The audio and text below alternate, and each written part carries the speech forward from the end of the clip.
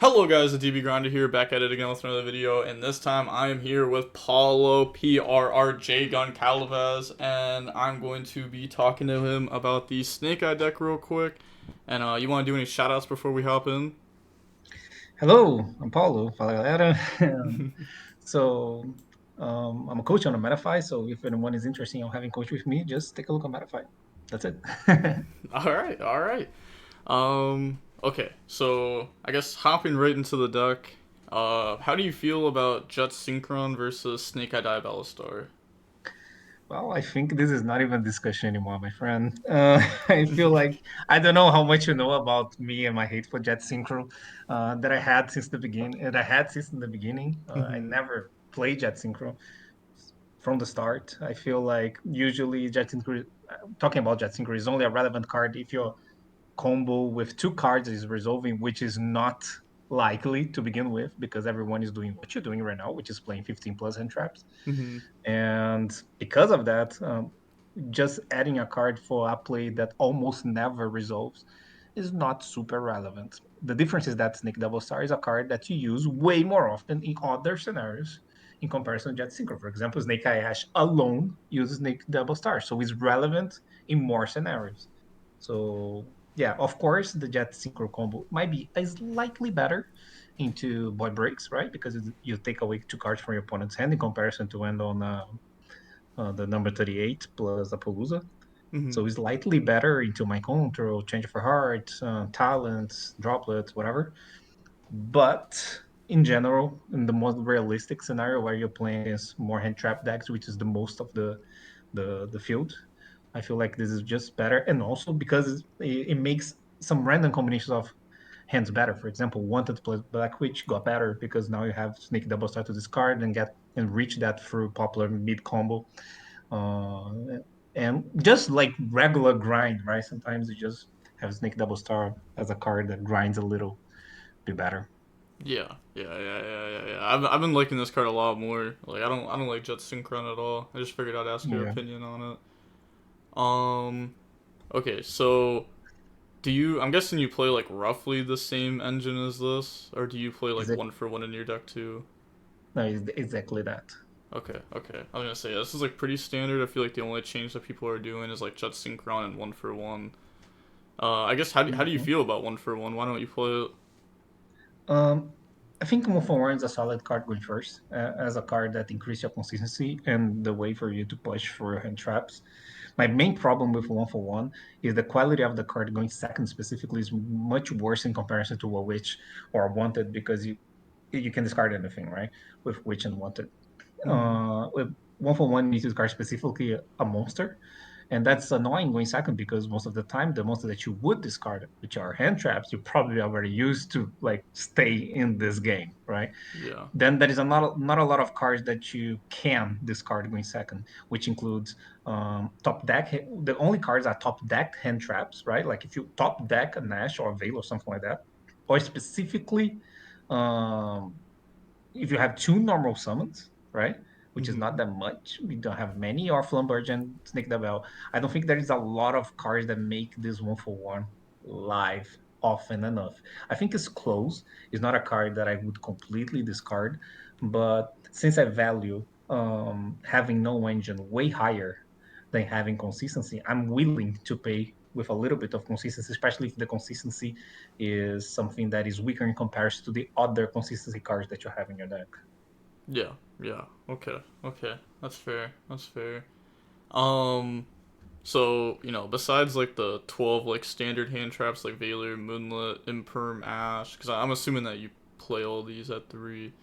Mhm. Um, how do you feel about other hand traps like Ogre, Nib, Droll? Okay, so it's funny because this list that you have here is 41 cards. The one that I played in the YCS Rio, it's exactly those 41 cards, plus the third nib, plus the call by. And those decisions were my base because I wanted to fit more cards in my side deck. So is Mm-hmm. the base of the deck is pretty much what you have here. Uh, I got surprised by how much better Ogre got recently. I feel like one of the main reasons is the inclusion of Snake the Bell, that make early Celine way more often than before. So many times when they go three monsters into Celine, this ogre gets a lot of value in the beginning, right? When they open the two card combo. So this Mm-hmm. ogre get value in that situation. It's a ogre killing three monsters. It's not that bad, especially if you have another hand trap on top of that.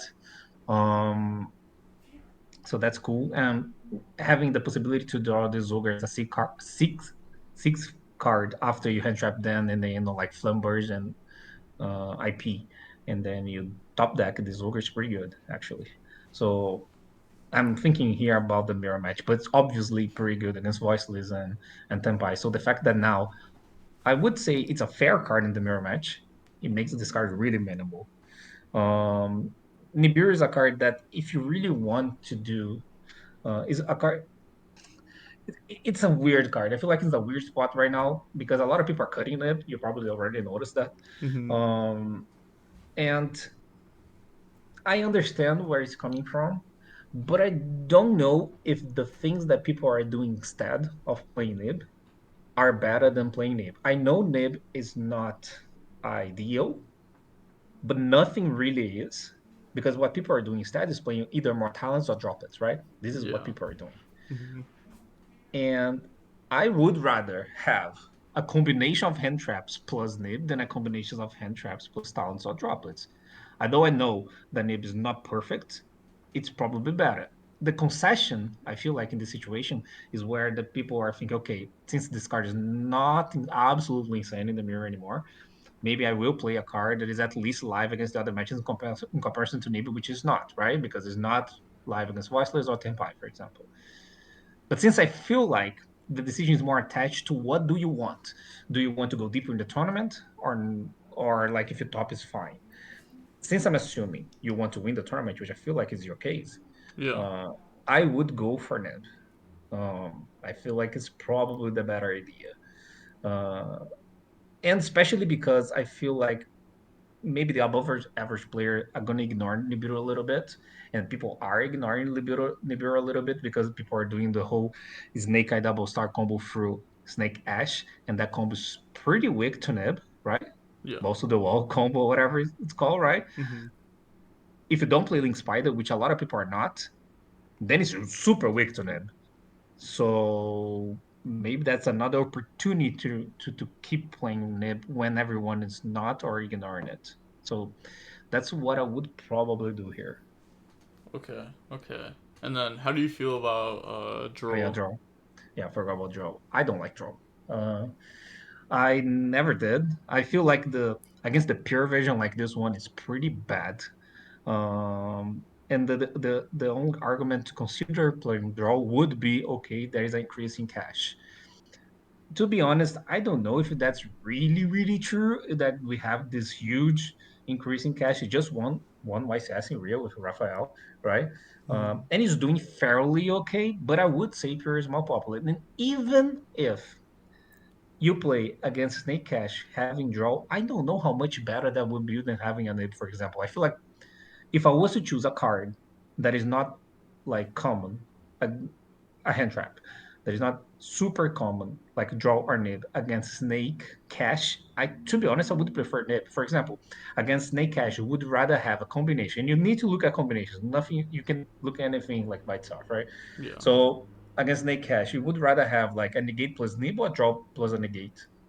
I feel like it's really clear that I prefer like Valor nib than draw Valor against Snake Cash. I think Snake Cash has a problem with Nib actually. Like many times, the way for them to extend through the negate, let's say very simple stuff like they go Unicorn effect, blah blah blah. They go Snake Eye Ash, you Valor that. In order for them to continue with that engine, is go through Princess, right? Yeah. That's really weak to Nib. But Mm-hmm. let's say it's draw. It's not that good, right? Like they go Unicorn and then they go Snake Ash. What do? Do you negate with Valor? You let that resolve and then you draw. What the fuck do you do? Like it's so like it's almost like the cards conflict with each other. Obviously, if they start with Planet, or even better, Terraforming, then draw is slightly better. But I don't know how much that is better in comparison to have like these combinations with Nib, you know? So I probably wouldn't play draw. Okay, okay, at all. yeah, yeah. This card's been weird for me because I tried testing Yeah. it out a bunch. I liked it originally. I was playing three of it, and then I've Hmm. been cutting down on it more and more and more. Haven't been liking it. Yeah. Also, I saw like Gabriel Susi was playing Pankratops in his side deck at the French Nats, and a few other people topped with it. I was just wondering, how do you feel about this card in the side deck? I understand the reasoning, and the reason is probably skill drain deck lockdown, right? For the mirror match, so you have something that is generic enough that you can set in, and potentially also kill the this those floodgates. It's not bad. I wouldn't say it's bad. I feel like if you're really afraid of those cards, it's okay to do it. Um, it's a little bit annoying because of side patterns, and every time you have a card like that, you need to compare to what you could have instead. Every time, not only the side deck, but actually in the deck, that how your deck would look like with this Pancatrop, and how your deck would look like with the other card that you can consider playing the mirror match in the same spot. Mm-hmm. That has nothing to do with Pancatrops, like another hand traps and things like that. So I probably feel like the best way to counter specifically skill drain, and this is something that I do like, is having the cross out in the deck and citing one of the skill drains, because this cross out will target not only their hand traps, but also you can potentially target the skill drain as well. So it targets engine, not engine. I target all the no engine. There is a downside, of course, that if you draw the skill drain, but I feel since most of people are on the skill drain instead of dog lockdown, that's how I would do it. Because I feel like the most important thing in the mirror match win second after, of course, is stopping your opponent because that's the priority number one. After that, you need to play. The fact that you stop your opponent usually meant that they have defensives, because if they don't have defensive cards, they could have played through your hand traps. So when you play in the mirror match win second, you need to stop your opponent, have plays, probably extenders. Um, so you need like a Zodia level hand to win going second every time. Cross out, it's extender because it's pretty much, what's the difference of drawing like a Snake Eye Ash and a Black Witch, or Snake Ash and a cross out? It's really similar, because Yeah. most of the time they will have a defense that would make you be forced to have an extender. If you have cross outs, your first card just resolves pretty much the same. Actually, it's better because Black Witch needs to discard, cross out doesn't. So the more I play, the more I like keeping this cross out going second, which is a thing that I don't think is super popular, because most people do side cross out in the mirror match says bad. I think it's the opposite. I feel like it's pretty good, especially because I was also siding Metal Tronos. So if I play against someone that plays both Metal Tronos and Skill Drain, I have Skill Drain to out for both. And Ash and Imperm and Nibiru and Veiler and Ogre Yeah, and yeah, more. yeah, yeah. Because I will So, have all cards at the same time. okay, okay, okay. So, if you're leaving cross out in and you're putting in like, like a singular skill drain, and then, I don't want to like dig too deep into your deck. But like, maybe like three Metal Tronus, a skill drain, and then maybe Mhm. like two other going second cards or something like that. Like, what would you side out of your deck if you're not taking, cross out? I had more cards than you, right? So I was playing 43. Yeah. So I had here another talent and another callby, right? Which I no, it's not a talent. It's another Nibiru and another callby. So I side a callby, the talents, one Flumberge, and then you can side out one of the hand traps, for example. Like Okay. one of Okay. them decide to side out like one of the ogres or something like that. Mm-hmm. That is doable, Okay, so you only side in like four cards going second into the mirror match? pretty much. Interesting. Okay, because I feel like I've been siding in like a lot of cards into the mirror match, like usually like six or more, to be honest. Because you're siding out the cross out before, right? Yeah, yeah, yeah. I was siding out like I've been siding out cross out like the entire time, but Yeah. what you said did make sense though. So now I gotta try keeping that card in. Uh, it's also nice to have like an out to skill drain too. Yeah, there's a Um, one downside. I don't know, around 14% of the time you're gonna draw this skill drain going second, because if you play in between 42 or 44 cards, this is give or take a one off in 40 something, right? yeah. Um, but they have the skill drain like almost three times more. than you, right? Like we have three skill drains. Yeah. So I feel like in comparison, and it's not like it's the end of the world. Like if you stop your opponent, maybe this skill drain can come in clutch in the crackback. I'm not saying this is ideal, okay? Ideally, I wouldn't like to do that. This is just like product of the like floodgates, you know. Um, and the skill drain, I feel like it's probably low key better than some limits from the start. No one knew about it. It's much better to play against some limit than skill drain. Skill drain is so much more annoying because some limit sometimes you get your effect. This when you get skill drain, your play doesn't go through, and you also lose your follow up. So it's super annoying. Um, so maybe it was better this entire time. I think. Yeah, Skildrin, this card's crazy. I feel like I win almost every time I draw this card. Yeah. So Uh, that's why I understand the Penka drops. But what I was trying to do was trying to do something that it was a something that I was already doing, which was I was already willing to play the cross out. So I thought, okay, maybe I just side one skill drain, which is something that you do against running stun anyway, yeah. and do this here. Okay, okay. Yeah, no, that makes sense. That makes sense. How do you feel about Fenrir? I saw a lot of people topping with this card in their deck, whether it was like their main deck or side deck of the Snake Eye. The you talking only about Fang here or the cash package in general? Just Fenrir, just Fenrir. Then I don't like a lot because I don't think Thing here it's a really good card going first. I mean, it's a decent defensive card going first, but it doesn't do a lot as a defensive card. Like if I was to side something that is good going first, I would rather have something that is ridiculous going first, like Yeah. skill drain, a deck lockdown, even Metal Tron that mirror match, which is pretty much a solid strike. The other problem that I have with Nib is that Nib is a defensive that is committed to Nib. So you summon Fenrir, then you start playing, then you get Nib on your play, including Fenrir. So it's pretty much that if you that was a different card, like effectively a Mourner or a Ogre, a Skill Drain, a Metal Tronos, like anything, you wouldn't get Nib on those cards. So it's something that is also exposed. Um, and that I don't like. I do understand when you play the entire cashback and then you have the unicorn going first. Then if you get Nib, you still have the birth. Ideally, you try to play without using the birth, or you commit the birth to make an opposite then play, right? That's what you do usually with the cash cards. Mm-hmm. But the thing here alone, I don't think there's a lot of merit. Okay. Okay. Yeah, that's fair. That's fair.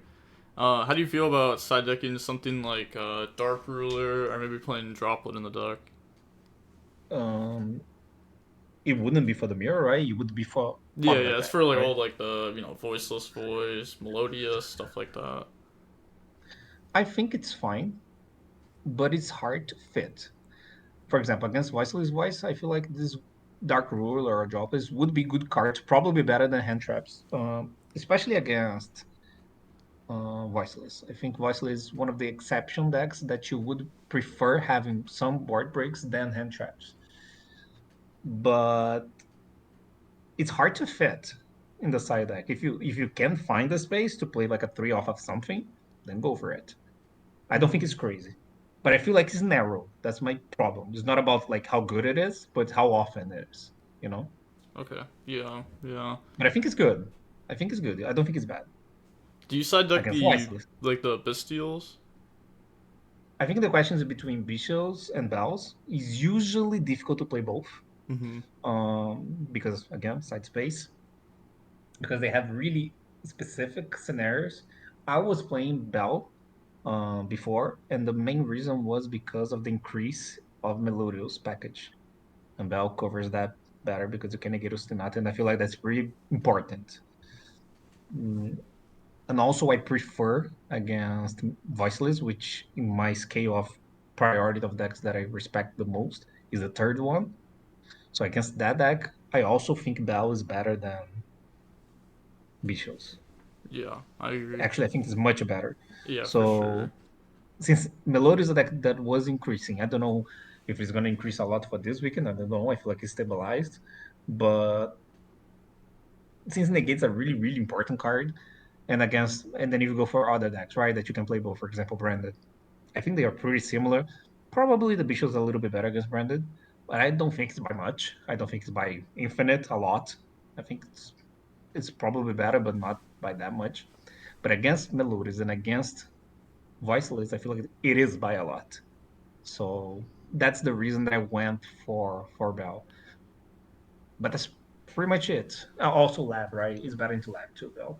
Mm-hmm. Not the bishops are bad. Again, the bishops are not bad, but I think the bells are better against lab So, as well. one thing though is like I know Bell is like a lot better against like those other decks, but I feel Mhm. like Bystials are good into the mirror match, trying to hit like the IP out of the graveyard. I'm guessing you just like don't care to do that, and you'd rather like have more cards for those other decks. Bishops would be the next cards that I would side in for the mirror match, but there is just no space in the deck because since I'm willing to keep the cross out and keep the other hand traps and siding the Metal Tronos, where these bishops are coming in, it's hard, right? They Yeah. don't. Well, I've seen a lot of people. I've tried it myself too. Is trying to side out like not just like a flame burge, but trying to side out Mhm. like a copy or two of Black Witch or maybe a Snake Eye Ash to fit in cards like Bystials or Steel Spells or Metaltronus. Because even though they aren't like directly engine, they still get you like bodies on field and allow you to do more pushes into the mirror match. That's a possibility. I don't completely discard that, but I would be a little bit afraid of doing that in the. I know it's it's you can do that. I feel like you can, but it's not the same.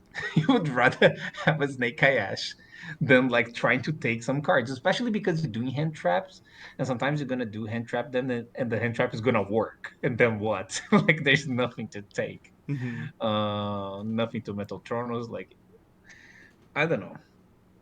I would try to not touch the consistency, like the good consistency, those 12, right?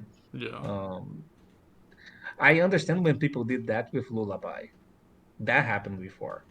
Because then it's a little bit different. It's like Lullaby was those card, but more like you could be any of them, right? Like if you take out one Snake Double Star, right? Mm-hmm.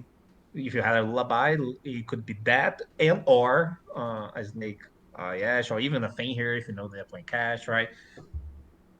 Then in that case, I understand. But then if you compare that directly to the mind control, and then you have like mind control, Vela Imperm, they summon you Imperm, the Vela Imperm, like you can even, yeah, sure, you can mind control the Snake Ayash or the Black Witch or the SP if they do it, but you still need to play, and that can't play, and then you need to summon, I don't know, a fire monster, but which fire is this? Like if it's a fire monster, you're already playing, so I don't know. It's weird. I Yeah. think I wouldn't do that. To be honest, I wouldn't push that much on the no engine. Like you have a lot of no engine to begin with. Mm-hmm. If you say, okay, I want to side these bishops over something, sure, that's a discussion. But on top of that, then I think it's a lot, maybe way too much. Okay, so you'd only put in like Bystials over maybe like a different hand trap. Yeah, I feel like that's then it could be a discussion. I wouldn't discuss that over the actual engine, you know? Mm-hmm. Okay, okay. And then also, you've talked about Metaltronus a few times. How do you feel about Metaltronus versus, more of the steel spells like Mind Control, Change of Heart? I think Metatron is absurd. It's by far the best card in the mirror match in that aspect, right? Like not hand trap, you know? Mm-hmm. Um because Metatronus is just like if you really think about it, Metatronus is just absurd. It's a negate that is also emergency teleport. This is so big because bodies in the mirror they mean so much. Most of the time you're gonna Metatronus the IP. Like 90% of the time is IP. I know people talk about okay, sometimes you get Metatronus the Appaloosa, blah blah blah. That almost never happens because usually you hand trap them enough, they either don't do anything or they do something. Something usually means IP. Anything, it's anything. In both scenarios, the the Metatronus is infinitely better than Mind Control. Yeah. right? Because Mhm. I feel like mind control even conflicts a little bit with your deck. Because imagine you have this deck, 17 hand traps, right? Let's say you put the mind controls in. This mind control, they kind of conflict with your Valor of Imperm because those cards prevent either the entire play or some of the play. And the sum that they miss is usually the card that my control wanted to get, which is Appaloosa, right? When you hand trap your opponent, most of the time you're preventing the Appaloosa at minimum. And then that is the card that my control would want because when it's only Flumberge and as an IP as a spell, you don't really have a really good mind control. Like you can mind control this flan, but if you have another monster, they can change some of the. It's weird. I don't know. But with Metatron, this is absolutely insane in the same scenario. And in the scenario that you do stop them, which can happen, right? Mhm.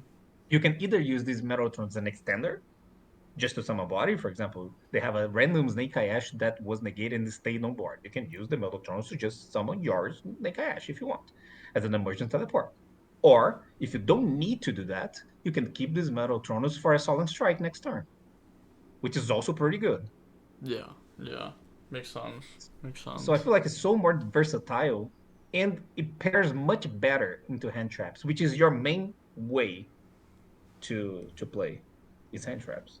I mean Mhm. to prevent your opponent to play. Yeah. No, no, no. Yeah, that all makes sense. That makes sense. I was testing Metal Traumas for a while, like Metal Traumas, Mind Control, Change of Heart, Snatch Steal, like all those cards. I don't know. It's tough, but I think what you're saying does make sense though. And then especially also if you like leave Cross out into, then you can also like crawl the Metal Traumas, which is pretty good. Oh, there's another factor I forgot about mind control is that if you play against more knowledgeable players, especially here in America, where people love those cards, the mind control and the change of hearts, right? Yeah. If you're playing against someone who is more knowledgeable, they are going to SP stun by phase or draw phase the Flumbers, right? Yep. At least both sides. So it's not like the mind control would be bad because you target the Appaloosa, they change the IP and then make it SP. So pretty much you're killing the Appaloosa and negating half of the SP, right? It's not bad. Okay. But it's not like insanely better. Yeah. Yeah. I feel like in the same scenario, I would prefer having a Metal Tournament as well. Yeah. No, you're right. You're right. Cause like in testing like game two and game three, most of the time, unless I have like Hope Harbinger set up, I've been using Flame Birch to push up the IP to play around mind control and stuff. So Yeah. I guess I should probably just assume that like in the later rounds, like the good opponents are gonna be doing the same thing. Probably because no one is playing against around Cyclone anymore, which was what we did, I don't know, 2 months ago. Yeah. Because a lot of people were siding Cyclones in, and then we were waiting with the Flumbers in case the Cyclone could chain Flumbers, whatever, right? Mhm. This is not happening anymore. This is not the most common way. This take those take cards, the targeting ones, because it's different than talents, right? The targeting ones, they are way more popular than before. So because those cards, the take cards, they got more popular not because of Appaloosa. It was because of this pattern. I feel like that was the main reason that they were time being played because then it's pretty good, right? On the Dispotter because you take the Dispotter, you take a negate, you get a monster, and you get a body, right? Mhm. Two body because you get the Dispotter and you can use the Dispotter to reborn something, right? Yeah. Yeah. Then it's like really, really good. It's much better than taking apple. I mean, taking an apple is good, but taking Dispotter is absolutely insane. So I think that's why people started doing that back in Vegas, right? Yeah.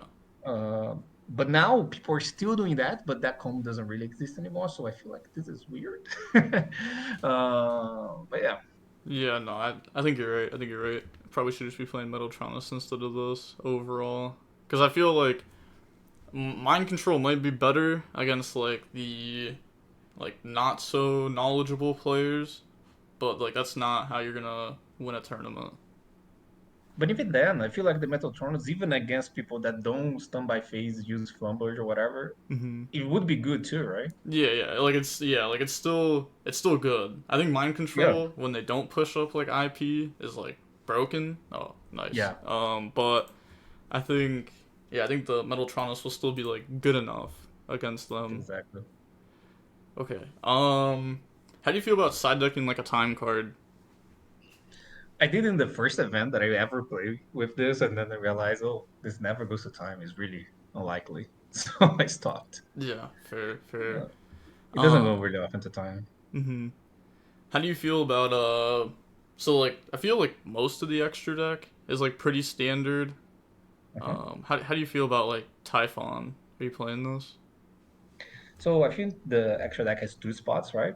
Yeah. In the case that you have here is the second SP and the Typhoon. Um, I mean, those are definitely options. I still believe that the Link Spider is really important. I know a lot of people don't like it, but I think in order for you to have coverage for this Nibiru and you can play, you make comfortably stronger combos, I would play. I think it's worth it, especially because the alternatives are not really that great, in my opinion. I don't remember the last time that I needed a second SP, not gonna lie. Mm-hmm. Um, Typhoon is probably the if there was a way to look at win rate of cards when they are summoned, Typhoon is probably one of the worst ever printed. Because every time someone summons a Typhoon is because they are losing by so much that they try to use this Typhoon and it never works. You always lose anyway.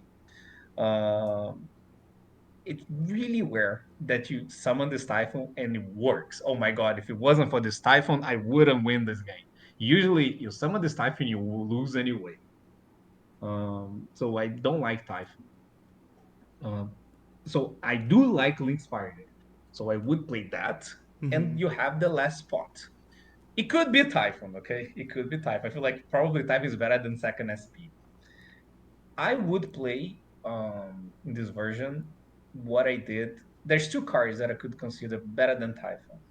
One is Goddess. I don't think Goddess is that bad, especially if people are doing the take cards. You can, especially game one, if there is an increase in talents, which I don't know if it's going on right now, but it could be the case. So you have the the Goddess to protect you from take, right? With Mm-hmm. IP, and right? Have only Goddess on board. And so that's option one. And the other option is, especially if you main the nibs, Lina. I think Lina could be a decent option as well because it's just a charmer. It would work similarly to the other charmers, but you have a lot of light monsters if you think about it, right? You have the nibs, the ogres, and the veilers. Mm-hmm. So and you have the token, maybe the bureau token that they give you. So, and there's a lot of light monsters in your opponent's graves as well. It makes some matches also easier. Like one of the things that you probably already experienced is that you're playing against voiceless and you have two bodies, and you can't make a link two and take their most and escalate from that because everything's light, right? Yeah. So Lina would help on that. Same thing as against Melodios. I think it's fine. I think it's a decent card. So it would be something along those lines, in my opinion. I did choose last time I played. I choose Goddess, and I did summon it once. But doesn't matter what you choose here. It's going to be something really situational. Yeah. Yeah. I There's agree. nothing that really stands out. How do you feel about the Puzzle Mino in the deck? I feel like it doesn't have enough to justify. It's the same thing as Jet Synchro, but it's an extra deck card, right? It only matters in scenarios where you activating Yu-Gi-Oh effects and your opponent is saying okay, and that doesn't come too often. Most of the time, you're using effects, your opponent say no, and then you try again, they say no, and then you're not gonna reach the point that okay, I will make this card and I will change this lab, and then I will make a Draco sack, and then it's some of the tokens. I don't know what you even do with that. But like, I feel this. I feel if you have the option of doing that, if you do just number 38, Appaloosa, Princess, IP, Flamberge, Temple, four cards in hand, I feel like you win as well, you know? Mm-hmm. Um, so I would rather have a situational card for a random scenario like a Goddess or a Lina or even Typhon or even Link Spider than a card that would try to increase my combo that almost never resolve to make it slightly better, you know? Yeah. Also, I saw your video saying that you didn't like the like Fucho and assembled against the Mm-hmm. Tenpai deck. But how do you feel about the Scareclaw Tryhard, or do you just feel like this stuff doesn't come up at all? I to be honest, I didn't test this. Okay, Mm-hmm. I don't know if I understood why.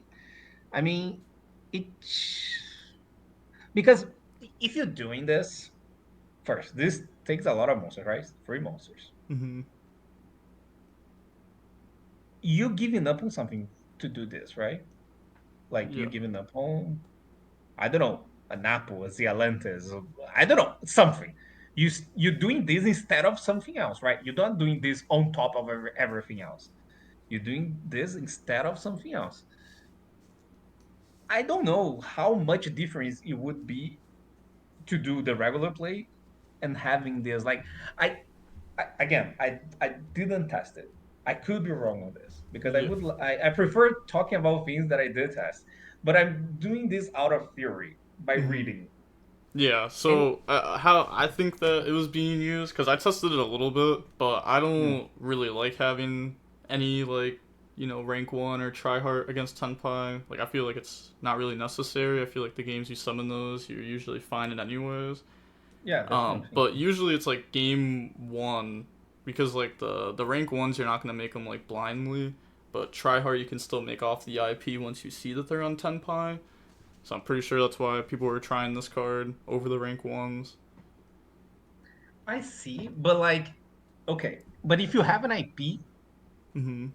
don't you rather just like they use the food spell and SP that? Isn't that better Yeah, yeah. than doing this and let the food spell resolve and Mm-hmm. I don't know. I Yeah. would rather still like play regular Yu-Gi-Oh. I feel one gameplay thing that I probably would do if I know I'm against Senpai game one. Uh, this depends on the known engine that you have, okay? But what I sometimes like doing when I start testing against Senpai, when I playing Snake Eye, and I know I'm against Senpai either because they won the role when I'm going first because they chose me to go, they chose second, or because I previously I don't know I'm top cut and I know I'm against Senpai, right? Mm-hmm. Uh, if I have no engine, there are negate cards like Ash, Veil, and Perm. If I have combinations of those, I feel like it's usually better to not make Apple and make the Atlantis instead because both demands an interaction because they need to negate them. So if they have a droplets, they need to use the droplets on both, right? Mm-hmm. It's not like they can enter battle phase with a Atlantis look at them. It's probably worse, right? So Yeah. against drop it's the same. They need to negate both of them. But the Alontes, it takes less cards, so you went on more bodies because you have Raging Phoenix coming back in case they don't have a droplet. So you have Raging Phoenix coming back and usually end on an extra body on board, which is usually Snake Double Star, which is an annoying card by the way to have randomly on board because they can't attack that, right? Mm-hmm. So against Tempai, I survived some Tempai OTKs because of that. And if it was a Palooza, it wouldn't work. I would have lost. So this is a gameplay thing that I feel like most of the things against Tempai can be solved by playing better. Yeah. And that's why I don't think you need Fuku or think I don't need this or the other rank one. Yeah. Yeah. No, I agree. I agree. I feel like Snake Eye is just like the better deck. For Tenpai to win the match, it feels like they kind of have to like sack you twice.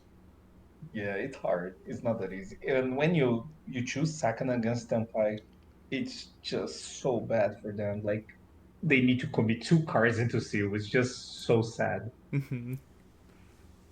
Um. Okay. Okay. Yeah. I feel like that was honestly like a lot of the questions I had to ask. Hmm. You said that you think Voiceless Voice, like that was like your third priority deck that you're like preparing for. I'm guessing the first is Snake Eye and the second is Tenpai. Yeah. So are you preparing for like the other decks too? Or are you kind of just like hoping that your cards have like enough overlap against them? I mean, of course, I already thought about what I'm gonna do if I play against Branded, against Melodious, against other things. Mm-hmm. And I feel like the cards that I'm playing, which are most of the cards that we discussed today, they already have overlap against those decks. So if I was to say if there is a deck that I'm kind of ignoring, it's probably Runic Stun.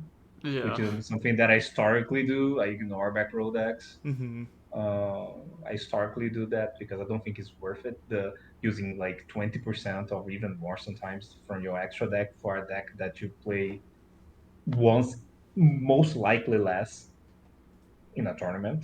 Yeah. Like how many times you, for example, I'll use myself as an example, okay, on this. I played all the YCSs, right? Since Snake Eyes, I feel like I only missed one, which was Australia. But everything else I played. I only played against a Runic deck one time in like 6 events or something, 4 events, Yeah. 5. Mhm. It's hard for you to play against that deck too often to justify. If the cards that you have against something like Runic Stun overlap, then it's fine. For example, you side a Cyclone, but you have the idea to side the Cyclone against other matchups too, then it's okay. But if I was to only side Cyclone because of Runic Stun, then I think it's too much. Yeah. Yeah. I think that's That's fair. how I I think that's feel. fair. So I'm guessing you don't side deck any backer removal then. I mean, I didn't send the list yet, but probably not. Yeah. Yeah. That's fair. Yeah. The only like I didn't like back removal that much either. Like lightning storm's like cool and all, but I'm not sure. I don't think it's really worth it. I mean, Pinker Tops is like a cool card because it's like somewhat backer removal and works against other things too. Yeah, But but when do you gonna side this Funkatrops? You're gonna side this Funkatrop in the mirror match, probably, right? I feel like that's the entire idea, right? mm-hmm. And again, you side this Funkatrops instead of something, right? Instead of Crossout, instead of some hand trap, instead of Metal Tornado. It needs to be instead of something. So you need to wait. What do you think is what is working more here, right? Yeah. No, no, Then I against agree. voiceless, it's weird, right? This Funkatrop against voiceless is just MST, right? It's Mm-hmm. an MST because you can target the monster, just target a back row. So it's a bad MST, by the way, right? It's an MST that they know they're gonna get hit with, right? Yeah. Because you summon that, they have a trap, and then you can't use right away, otherwise they chain the trap. So you need to keep the Punkatrop all the time and play, and then they're gonna trap eventually, and then you chain Punkatrops. But it's worse than MST, right? Because if you had an MST, they didn't know that the trap is not going to resolve, so it's worse. Mm-hmm. Um, Against Tempai, you probably don't side that, I think. I mean, doesn't make a lot of. It's not like you really want Spunka Drops going second against Tempai.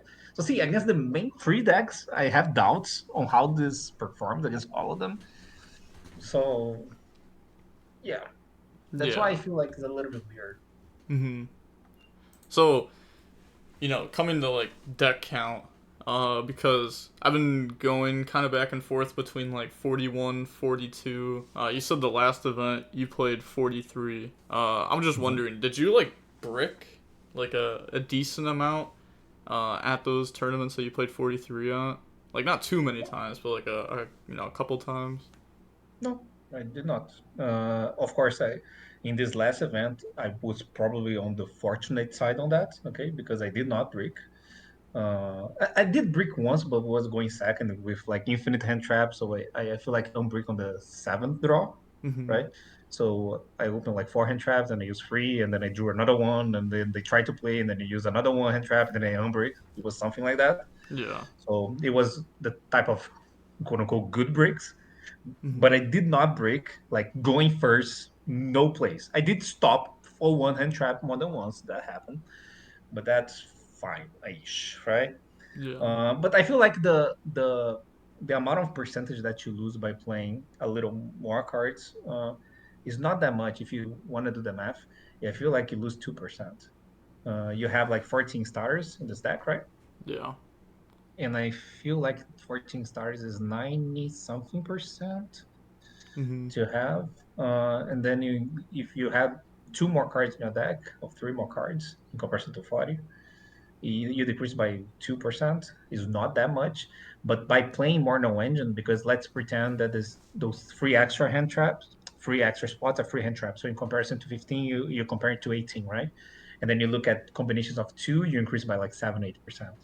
Yeah. So pretty much is choosing, and this is the beauty of the game, right? You need to compare apples and oranges. You need to compare what do you prefer, decreasing your consistency going first, by like around 2% to instead getting a combination of two hand traps increased by 8%. And there is no clear answer. You need to analyze and see what do you think is better. Every time you make something better, you make something else worse. There is no other way of doing that. Yeah. Well, to So be honest, when you word it like that, I feel like, the answer may not be like super clear to most people, but I feel like it's just play more hand traps at that point.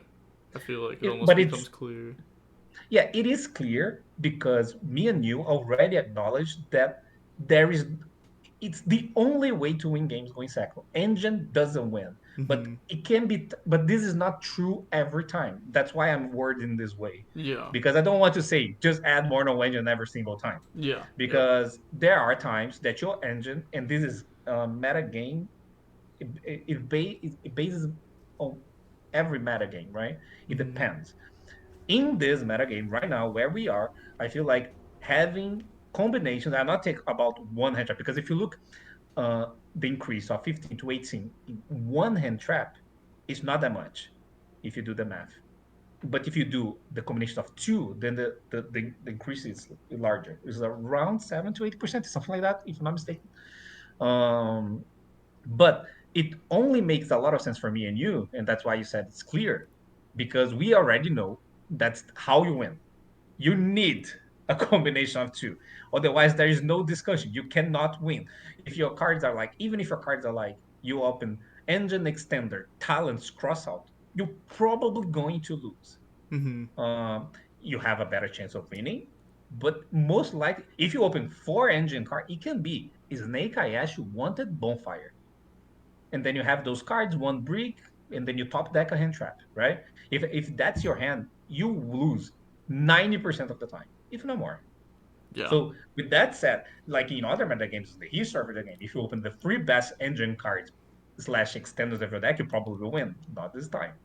So that's why I feel like you need to compare things that are hard to compare, but that need to be based on gameplay experience. That's why I believe the gameplay is the most important part in Yu-Gi-Oh! Ever, always is and always will be. Every single decision that you do based in your deck building is based on gameplay. You can only make this choice because you know how the games are being played. So gameplay is king, like it's by far, and that's why I focus so much on gameplay. Because you make better decisions on everything else, including deck building. Yeah. No, I agree. I agree. Like, hand traps are really just the way to go. Um. Also, you said that you played Called By in the deck. Are you still playing that in your main deck? Probably, yeah. How do you Uh, feel about that card overall? I feel like the with the Snake Eye, um, you just want your card to resolve. Mm-hmm. That's all you want. You need your card to resolve. This is how you win. It's much better for you, for example, to have a Snake Eye Ash and a Call By than a Snake Eye Ash and a Talent, because when they Veiler you, it's better for the Snake Eye Ash that you're already activating to resolve than you that have negated, and then you talents to try to draw something. Obviously, if you have Snake Ash, Black Witch, and one of the spells is better to have talents. That's obvious because you see hand and you win the game. Yeah. But in general, you won't have that. More often than not, you have only one play, right? Mm-hmm. This is just, what happens the most. And I feel like Kobai is also better when you play against any board break deck, because if you go first and you don't need to use your spell like the talents, the Kobai is at least somewhat a defensive card against the board breakish decks like a Branded, for example, Yeah. or a Flundereeze. I mean, Flundereeze is a bad example, but I mean, but Kobai negates the thing, right? The shifter. Mm-hmm. But Branded, what was the other example? Sometimes Tempai, because you can call by in the battle phase usually. Mm-hmm. In comparison, when they don't have any hand traps, right? When Tempai doesn't have a hand trap, they have like those droplet hands. Yeah. It So also yeah, sucks getting hit with Imperm when you have talents in hand. It's like the worst feeling ever. I mean, but that happens to both, right? But Kobai at Yeah. least is a defensive card, right? In that Yeah, yeah, scenario, yeah. That's what I was trying to say there. Yep. yeah. Um, do you think you need talents in the main deck as a cross out target? I did play. not only because of crossout target, but because I wanted to have both side in my deck the seven spells going first. So those seven spells needed to be a cross between my main and side. So since I wanted to play the Metatronus and the Skill Drain and all those cards, I needed to push some cards from my side deck to my main deck. And the most mainable ones were the Call By and the Talents. Mm-hmm. And it makes sense with the cross out as well, but it's not something that you need. It's more, I look at a lot of the decks that I built as I look at everything together. Not, I don't see like main deck and side deck. It's almost like everything is the same thing for me because the deck that you play the most is not the deck that you start the tournament with, right? Mm-hmm. It's the decided games. Yeah. So I'm more what's the word? Like. Worried. I'm more worried about how my deck would look like poolside going first and second against every single match than what, because those games are more there are more of those than there are game ones, right? Yeah. Mm-hmm.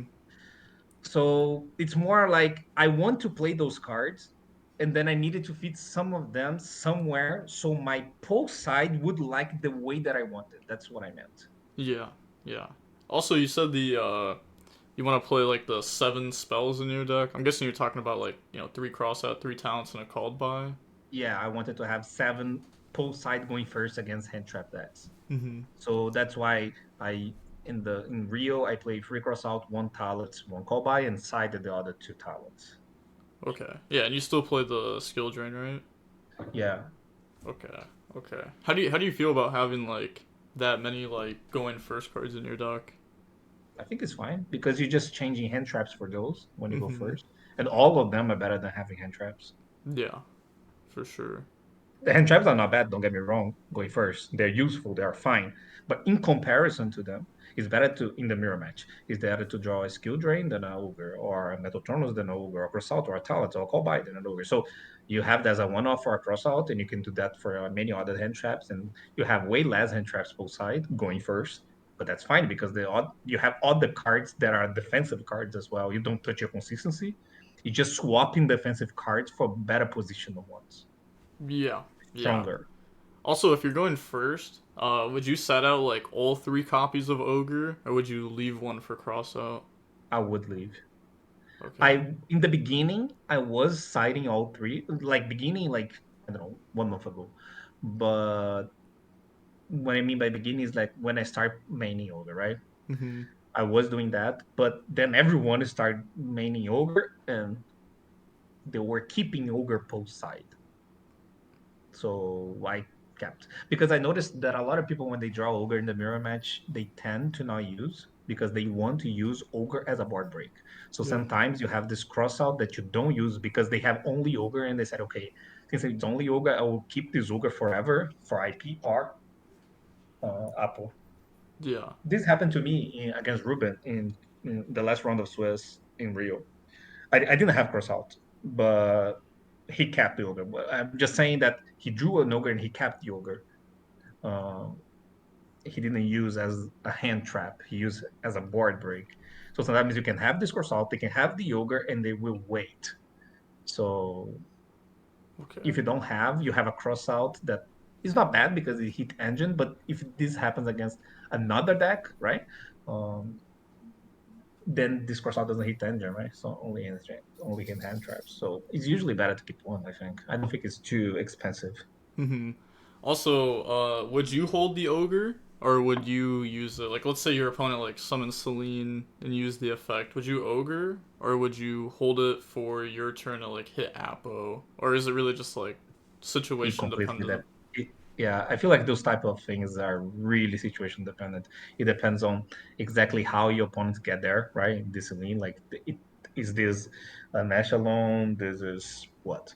It really depends. Like this is Ash plus which. Do I have more hand traps? How strong my hand is? Do I have talents cross out call by? Like I have cards that help me push. Like my hand is really strong. My hand is really bad. It really depends because I feel like the decision of using cards in the mirror match, especially going second, are really based not only on what your opponent is doing, but the texture. I like to call that texture, the texture of your hand, like how good or weak their hand is, and then you need to access risk reward based on that. And this is like it's pretty much game sense. Like you need to look every single case and evaluate what it's worth. Pretty much more often than not, what I can say is that more often than not, you probably need to use it before. More often than not. But for Okay. example, if you have a talent, I feel like it's a little bit better maybe hold because then you can force them to negate and you open, then you can talent Yeah. on top of like if your hand is like I don't know something ridiculous like bonfire wanted cross out talent ogre, maybe you can hold. But if your hand is more fair than that, you have other hand traps and things like that, then you probably use before. Yeah. That makes sense. That's That's what fair. I'm saying. Also, That's why I'm saying more often than not. yeah. Also, a question that I've asked like some of the people I've tested with. So let's say your hand is like Imperm, Snake Eye Ash, and then like three blanks. I don't know, maybe uh like two Flame Birds and a Snake Eye Diabell Star. So you just have the one hand trap and one push. If your opponent starts with Black Witch, would you Imperm that, or would you wait for them to summon Snake Eye Ash from deck? Yeah, I need to be exactly what your hand is. So your hand is what?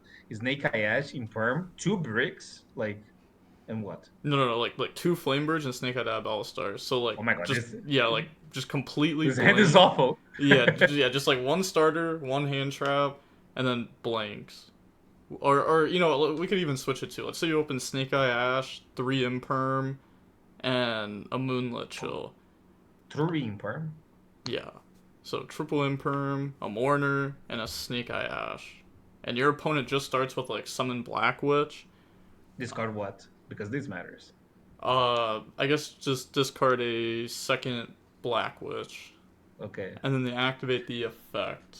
Would Because you? I ask that because if they discard because if they discard a hand trap, it usually indicates that they have a lot of defenses in hand. Yeah. So I'm asking all those questions because everything matters, right? The Mm-hmm. discards, the order they do things, all the cards in your hand. That's why I'm asking for everything Yeah. because I can't respond this without the full information. Mm-hmm. Okay, so it's three in perms, Morna, Snake Eye Ash, they did Black Witch, discard a Black Witch, right? Yeah. Um So would you try to like imperm Black Witch, or would you wait for the Ash? Cause I found myself with the weaker hands like that, with only one engine push. I've been trying to hold it. I mean, not hold it, but use it earlier, so that way they don't get original and graveyard to like get mhm. more follow up. That's my instinct too here. More often than not, when they start with a Black Witch, first action, this is not a rule because people are random, okay? Yeah. But more often than not, they tend to start with the normal summon if they have one instead of Black Witch. Usually, starting with Black Witch indicates that's the only play. If they had Pop or if they had Snake Ash, they would probably start with those. It's unlikely that they would start with Black Witch. So by using the imperm here, more often than not, I feel like you're cutting not only this play, but also follow up by not let him to reach original. Mm-hmm. And now obviously you would use imperm in case of talents. I'm not a believer of always playing around talents all the time like other people are. Like if they have like a negate and a perm, they always go in perm because of talents. I feel like this is not an always question. This is a depends question. Mm-hmm. But in this scenario, I don't need to have, especially with three perms, you don't need to have to risk a perm in this hand because this could be easily like in perm situation.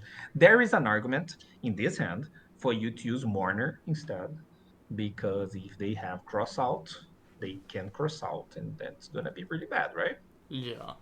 Mm-hmm. Because if they had cross out in this hand, they are going. It is something that you didn't mention. That's why I'm mentioning. Because if they go Black Witch, discard Black Witch, and you win perm, and they cross out, it's so bad Yeah. because you lose your two in perms, and now sure you're gonna use the Mourner on the Black Witch, but they gain the follow up. You could consider using the mourner first because in case they cross out, you can farm in chain and then don't reach the original, right? Yeah. It opens you to talents, but it's bad into the cross out. And I feel like there is more cross out than talents, right? Yeah. Especially in a hand where they did Black Witch into Black Witch. The other three cards in their hand are either defensive cards and or spells like cross out talents, right? Mhm. So I would value cross out here. And I don't know, for example, another thing that you need to pay attention, how many cards they play, because if they play 43 or 44, this is most likely cash. But if it's cash, then there is no spells, right? So Mhm. then you don't need to play around that. But it's a Black Witch into Black Witch with 40 cards. See how many things you need to pay Yeah. attention Yeah. just to decide which hand right? So Yeah. of course, if I have a replay with everything like in front of me, it's better for me to answer this. I'm trying to paint the picture here so I can like fully give you an answer. Yeah, no, Uh, I think you're answering this well. Like, I think you even gave me like more things to think about, even though I was the one that asked the question. yeah, because when it's 40 something, usually tends to be cash. Probably a cash deck that didn't open cash, right? Mhm. Uh, Usually the pure decks like this one usually go 41 40, right? But Yeah. when not often a pure deck play 43 like I did that, I know, but more often than not they don't. Just look at Susie deck or the Anthony Lopez, I think is the guy that won in French Yeah. in France. I feel like they didn't play cash, right? They play pure and 40 cards, both of them. I feel like most of the pure decks play 40, 41. They usually don't go over that. But the cash, usually they're more willing to go over 40, right? They go 42, 43. And then if you see a Black Witch, you can try to see, like, this is not a perfect thing, but it's less likely. So in that case, if it's 43, then I don't need to super play around cross out like that. And then I would probably imperm them. So Okay. yeah. All right. That's the best answer I've gotten for that question, by the way, for sure. Good. I haven't had Glad anyone. I helped. I feel like the best thing Yu-Gi-Oh is gameplay. This type of things are the best type of discussion. Like your deck is good. You're not gonna miss deck building by much. At like at this point in the meta game, it's so hard to make a bad deck. Yeah. What is really hard is playing really well. And I'm not saying I'm perfect. I'm learning every day. Mhm. Um, but since I put a lot of emphasis on these aspects, I feel like you keep discovering new things.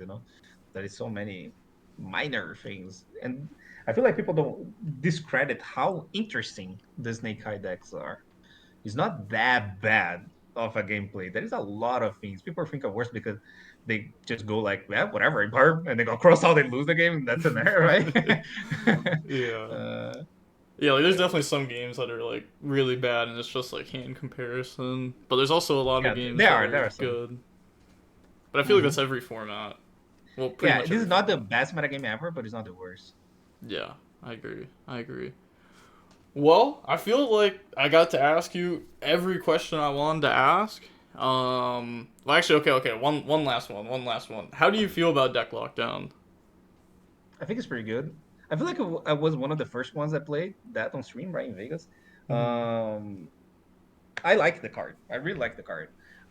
My thing about the decision to play skill drain is that I feel like both are pretty good. I think it's really close.